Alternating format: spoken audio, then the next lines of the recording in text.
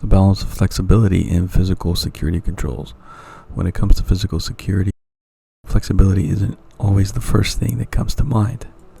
We tend to picture rigid barriers, strict access control, and automated systems that follow rules to the letter. But in reality, security needs to adapt to different situations, and some methods allow for more flexibility than others.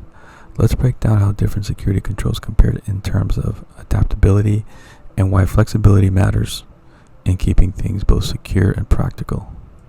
The most flexible security option, security guards. If we're talking about flexibility, security guards take the top spot. Why? Because they're human. Unlike automated systems that operate on predefined rules, guards can assess situations in real time and make judgment calls. Here's what makes them so adaptable.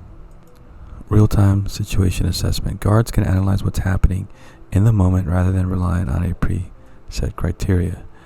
Adaptability to unexpected events. If something unusual happens, a guard can react appropriately, whether that means tightening security or allowing an exception. Discretion and authority to override. With the right training and guidelines, security personnel can override standard procedures when necessary. Human element. A person can verify identities, read body language, and make decisions based on context, something machines struggle with. Less flexible security options. While guards offer a high level of adaptability, most security systems operate in a more rigid manner. Let's take a look at some of the more common but less flexible security measures. Access badges. These are either on or off. If you have access, you're in. If you don't, you're out. Any exceptions require administrative intervention, which can slow things down. Video surveillance. Great for monitoring and investigation, but not proactive in stopping incidents. Cannot intervene in real time. Only human operators can use it effectively for response.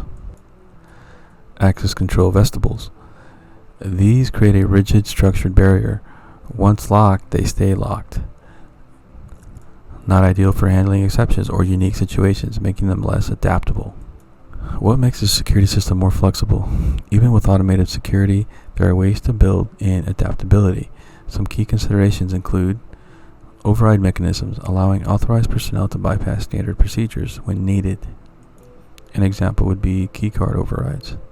Adjustable settings, fine-tuning sensitivity for alarms, sensors, and access points to match changing security needs. Escalation procedures, establishing protocols for handling exceptions or unusual situations. Human element. Even in tech-driven security, having people involved in decision-making adds a necessary layer of flexibility.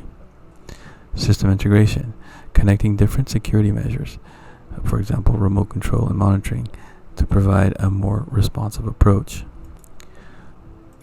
Finding the right balance. The key to an effective security strategy is balancing strict enforcement with enough flexibility to handle real-world situations. Security guards offer the highest adaptability, but technology-driven security controls bring consistency and efficiency. The best approach often combines both, using technology for routine enforcement while keeping human oversight available for judgment calls. At the end of the day, security isn't just about keeping people out. It's about ensuring the right people can get in when they need to. That's why flexibility in physical security controls is just as important as their strength.